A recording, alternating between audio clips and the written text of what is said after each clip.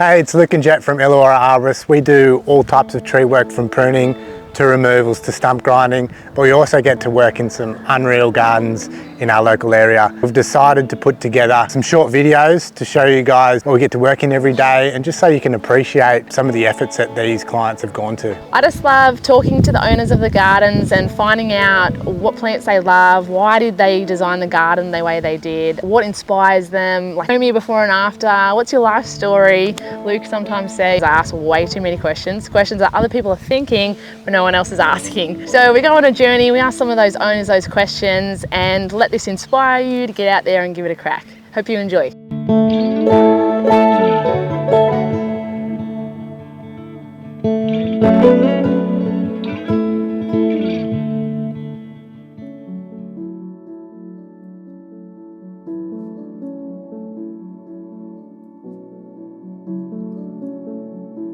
My name is Alice Bovell and my husband and I, Brendan, have lived here for 16 years. Flame Trees is 10 hectares or just about 24.5 acres. There's 1 hectare of house and garden and the rest is pristine, beautiful subtropical rainforest. Flame Trees is situated 300 metres above the escarpment. We have beautiful basalt soil, so it's very rich and it's easy to grow lots of things. Our rainfall is approximately 72 inches per year, and the garden here is a mixture of everything. Hedges, there are shaped balls, lots of lawn, some rock edges and some rock walls, and some rainforest, a lot of rainforest. And the house is a simple, easy to care for house. Lots of windows and doors, and every window and door has a view, which we loved. There's a beautiful courtyard in the middle, which we use a lot and enjoy. And it was just a totally different home from what we've ever had before. And we just thought it was going to be a good adventure.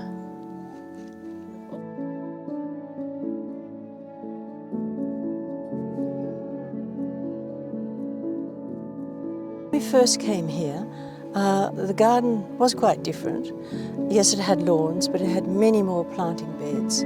I didn't really want to have too many annuals, so what I've done is a lot of clump planting, putting flowers together. I could see there was great potential for this garden, something that I'd never done before. It presented a very different challenge for me. On this bench of the rainforest, I saw that, as I said before, the basalt, beautiful soil to work with. I love the rock, and all the rock on this property is rock that we've found. We've built stone walls and a lot of edging around garden beds to make it easy but also to define it. I suppose we've added some features into the garden that weren't here before. We do have some lovely big rocks that were here. And there's one over here I'm just looking at, and there's a statue of Buddha.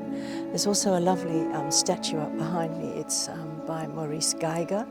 The original is in the Potsdam Gardens in Germany. And this sculpture, the Archer, Apollo the Archer, was originally owned by my Belgian grandfather, so it reminds me of him. Then we've got a lovely sculpture of Pan with his flute. And there's another one in the biosystem of Bettina, that's by Arthur Fleischmann. They've also collected over the years urns and pots and garden furniture, which has enabled us to have many places to sit and enjoy the view, to have lunch, or just to contemplate. There's an area of the garden, when Brendan can't find me, he knows where I am. It's called Alice's Wonderland. I mean, it's a bit of a folly, but it's very quiet and serene there, and I absolutely adore it. And when you go further up towards the rainforest, my son has built a tree house there, which our grandchildren absolutely adore. They love taking picnic lunches up there. And also it leads down to the creek, which acts as our boundary. We have a very small vegetable garden, but it works very well. It's actually raised beds, I think there are about 5 of them. And I just grow the things we eat a lot of, particularly leafy green vegetables because they're fast to grow, and a lot of herbs. I do love to cook, so I use my herbs. Also, I've placed it just outside the back door, so it's easy to access, and it's also very easy to maintain. We also have compost bins nearby, and I think if you can include compost bins in your garden, it is a wonderful thing. We have 3. One is adding, and one is baking and the other one is ready to use. And we layer them with green matter and then with the brown matter, say your leaves or sugarcane mulch, and then a starter like dynamic lifter or cow manure, blood and bone. There have been challenges over the years. We had a terrible storm. Well, actually it was more than a storm, it was a tornado. It ripped through parts of Jamberoo. We had winds from 130 gusting to 150. It's never happened before, but on the southern end of the garden, it sort of did terrible damage down there, and then up behind the back door, we lost a lot of trees. And then behind me here, this post and rail fence, a big tree came down and it broke the post and rail fence. So it has taken a good 2 years to re-establish those areas, but those are the challenges you have when you have a garden. And a garden is always evolving, so that, I think, to me is a project that I enjoy. My husband not so much. You can't imagine that you can keep on buying and planting more things, but that is the joy of gardening. I think it's very important to have a plan, and what I've done over the years, and I'm really pleased I have, is I've kept all the tags from the plants and I paste them into a book, and then I can remember what we put where and how many and the date. Has it been a success? Has it not been a success? The other thing is I take a lot of photographs, and then I'll often take photographs and then I'll paste over them with urns or hedges or drawings or things to see what it might look like in the final result. Another thing I really enjoyed is watching the trajectory of the sun over the garden, and that's very important. I think also it was important to work out, did I want lots of annuals? No, not this time. I did want flowers that I can pick and enjoy inside the house. I'm probably very fussy. I'm not mad on purple, red or orange in the garden or in the house, so I really don't have any of those colours. But I do think that white and green against the rock stands out beautifully, particularly as the light starts to fade.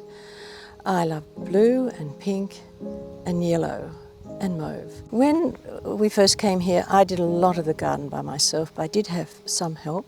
But over the years, as I've become older, I do have more help than I've had before. Wonderful tree surgeon, Illawarra Arborist, wonderful Luke, who's come and helped us with tree surgery when we've needed it, and that's been a tremendous help. One time Brendan went away for a golfing weekend with his friends, and behind me there used to be a putting green, and really it took so much work, special grass, had to be watered virtually every day, a special lawn mower.